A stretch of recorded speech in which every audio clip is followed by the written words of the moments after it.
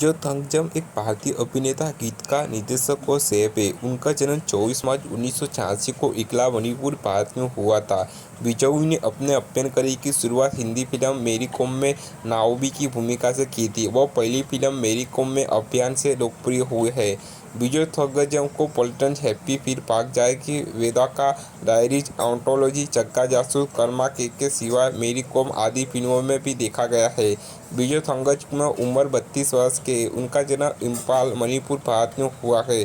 बिजाऊ ने बेंगलुरु में विश्वविद्यालय में बेंगलुरु में स्नातक की पढ़ाई पूरी की है। बिजो थंगजम अविवाहित है। बिजो थंगजम की छाती का आकार 38 इंच, कमर का आकार 30 इंच और बाइसेप का आकार 12 इंच है। उसके काले रंग के बाल और काली रंग की आंखें हैं।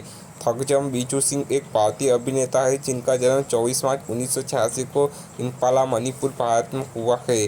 थंगजम बिजू सिंह मार्च 2024 तक 37 साल के हैं। थंगजम बिजू सिंह 5 फीट 6 इंच है।